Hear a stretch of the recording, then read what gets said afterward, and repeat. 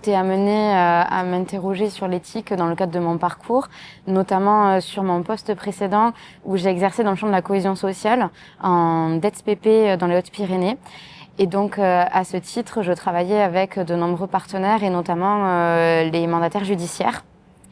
Nous avons pu échanger en 2018-2019 sur la mise en place d'une commission éthique au niveau départemental en s'inspirant de bonnes pratiques qui avaient déjà été déployées par ailleurs, notamment dans les Hauts-de-France, puisque la région était assez novatrice à l'époque et dès 2012 avait mis en place une commission régionale d'éthique qui associait des mandataires judiciaires, des juges, des professionnels du social.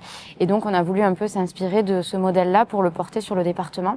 Et comme on est sur un territoire rural et assez petit où les partenaires se connaissent, on a souhaité élargir et ne pas faire une commission que centrée sur les mandataires judiciaires et les personnes en mesure de protection, mais vraiment pouvoir permettre à d'autres acteurs du social et du médico-social de se saisir de cette instance. Donc par exemple, on avait aussi dans les membres des collègues de l'aide sociale à l'enfance et on a pu être amené à se questionner sur des sujets éthiques relevant du champ de la protection de l'enfance, mais également de l'hébergement ou du logement.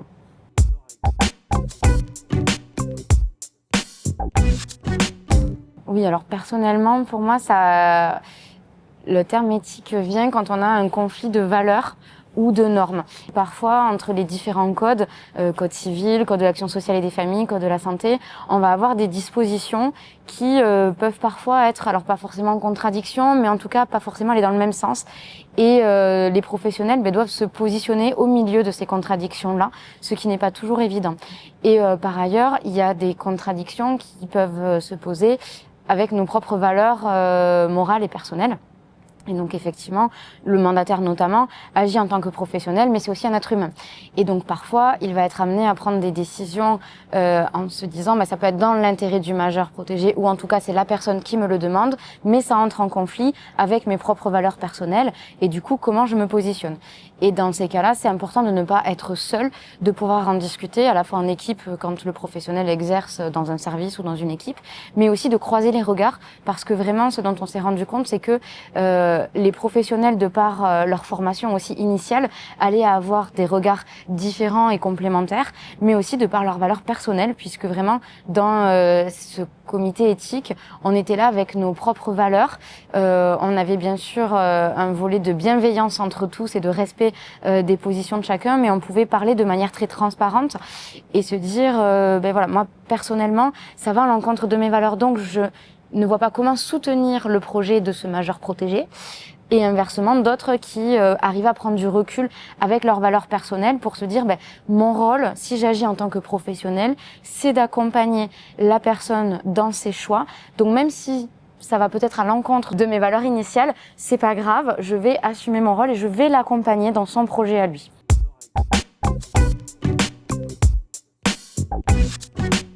Tout à l'heure, j'ai pris un exemple de mariage. Mais là, pour le coup, il y avait vraiment des réglementations en contradiction, ou en tout cas, il fallait se positionner au milieu de ça.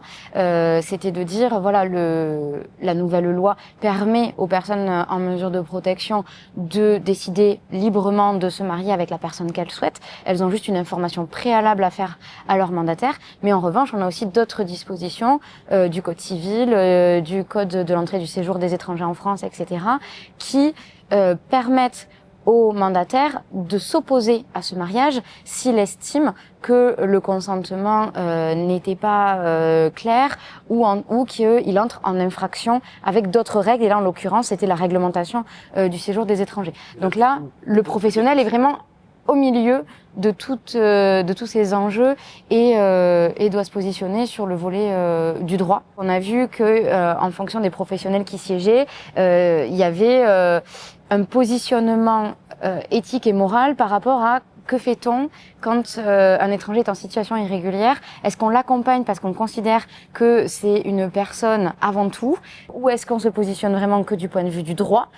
Mais vraiment sur cette situation-là, on avait vu que les questions morales et éthiques avaient joué. Pareil, pour vous dire la conclusion, c'était plutôt on laisse le majeur pour l'instant choisir et faire ses choix, parce qu'effectivement, il est libre d'aimer qui le souhaite. Mais voilà, mais tout ça, ça a posé quand même s'il y avait une réglementation très claire et on a discuté dans ce cadre réglementaire-là, ça a questionné sur des valeurs morales personnelles et les réponses étaient très divergentes parce qu'on a chacun ses propres valeurs et c'est là aussi que l'éthique permet d'interroger les partenariats qui sont multiples parce que on a tous une vision qui peut être complémentaire.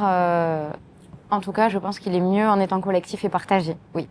Parce que comme on reste sur des valeurs, plus on les partage et plus on échange et plus on pourra se positionner de manière la plus objective possible, je pense.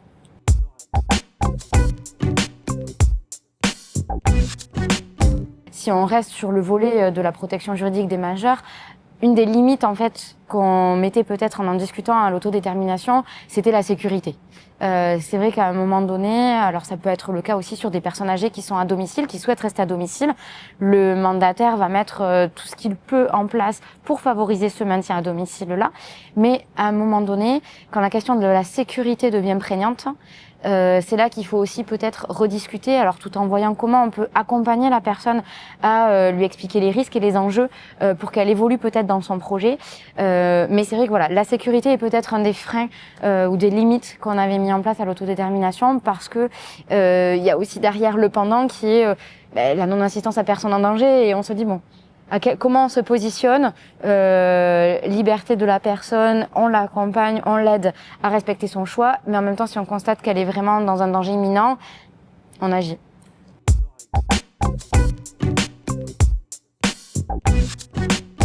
Je dirais plutôt que la tendance s'inverse. C'est-à-dire qu'à mon sens, aujourd'hui, l'ensemble des professionnels a intégré, puisqu'on parle des personnes âgées au domicile, a intégré le fait qu'il fallait maintenir la personne âgée le plus longtemps possible à son domicile quand c'est son choix, et c'est souvent le cas. Donc aujourd'hui, les personnes âgées rentrent de plus en plus tard en établissement. Et d'ailleurs, on le constate par rapport au niveau de dépendance des personnes qui sont en établissement. Bon, c'est les GIR, mais on est beaucoup plus maintenant sur des GIR 1, 2, 3 que des 4, 5, il y en a quasiment plus. Parce que ça a vraiment été intégré par tous. Et tous les services qui ont pu se déployer autour pour permettre ce maintien à domicile sont des atouts et le favorisent. Et les mandataires, comme d'autres professionnels, en ont aussi beaucoup pris conscience. Donc c'est vrai que par contre, c'est un travail qui est beaucoup plus lourd pour eux, plus contraignant parce qu'il faut être extrêmement vigilant. On parlait de sécurité, mais ça veut dire qu'effectivement, il faut aussi s'assurer quand même régulièrement que la personne âgée à son domicile va bien, qu'il n'y a pas de difficulté, faire le lien avec tous les partenaires qui vont intervenir au domicile, faire le lien parfois avec le médecin traitant aussi pour s'assurer que la personne peut encore rester à son domicile et avoir ce rôle de vigie, de vigilance qui va être essentiel pour ne pas tarder à intervenir si jamais la situation se dégradait. Mais en tout cas, je pense que les mandataires sont aujourd'hui animés aussi par cette volonté-là et que malgré le temps que ça représente, ils sont extrêmement investis. Et j'avais notamment, lors d'un contrôle, échangé sur ce sujet-là avec une mandataire qui exerçait à titre individuel. Et donc justement, on avait creusé sur qu'est-ce qu'elle met en place et comment elle fait pour maintenir ces personnes-là au domicile. Et vraiment, l'étayage était formidable. Et malgré le temps que ça lui demandait, effectivement, c'était sa priorité. Et c'est elle aussi qui m'avait dit, moi, je ne changerai que lorsque le médecin notamment me dira que là, en termes de sécurité, on a atteint un stade où on ne peut plus fonctionner comme ça. Il faut absolument basculer sur une entrée en établissement et j'accompagnerai la personne à accepter aussi, parce que c'est pas que pour les personnes sous mesure de protection, l'entrée en établissement est souvent difficile à accepter. Donc elle m'avait dit, je l'accompagnerai au mieux dans cette transition-là. Une différence aussi peut-être sur le financement. Alors ça fait pas tout, mais c'est aussi la raison pour laquelle le financement du mandataire et de la mesure est différent lorsque la personne est à domicile ou lorsqu'elle est en établissement, puisqu'on prend bien sûr ça en compte.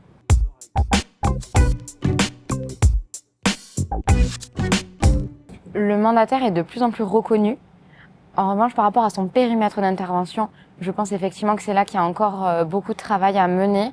Et le fait de pouvoir développer les échanges, l'interconnaissance des acteurs, permettra aussi à chacun de savoir quel est le rôle du mandataire, quel est son périmètre d'intervention, quelles sont ses limites, parce que souvent, malheureusement, il y a des incompréhensions entre les différents partenaires, parce qu'effectivement, et ça a été évoqué aujourd'hui, certains pensent que la mesure de protection va tout régler et que le mandataire va tout faire.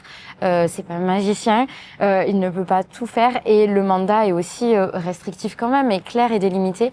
Et donc ça, il faut encore, je pense, communiquer sur ça pour que tous les partenaires en aient bien conscience. Donc c'est le rôle des mandataires, mais c'est aussi le rôle des services de l'État et c'est notre rôle à tous d'arriver à mieux communiquer sur ce périmètre d'intervention. Et je prenais tout à l'heure l'exemple des stages croisés, mais c'est pas la seule solution. Il y a aussi le fait de participer à des instances partenariales, à des réunions qui permettent après derrière en aparté de pouvoir échanger. Et on sait que quand on se connaît même individuellement, ça facilite beaucoup les échanges et le travail ensemble et la co-construction. Donc ça, ce sera vraiment un pas encore qu'il restera à faire.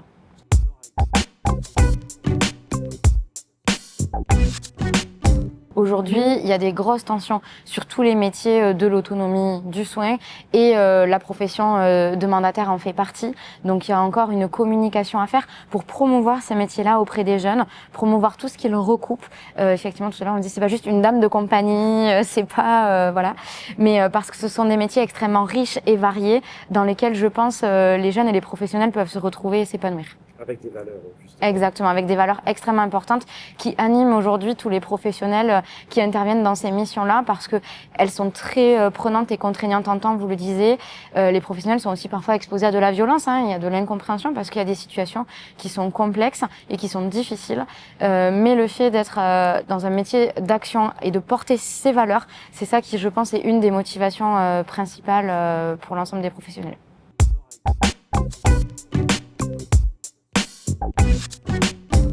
Alors, pourquoi ils ne le font pas ?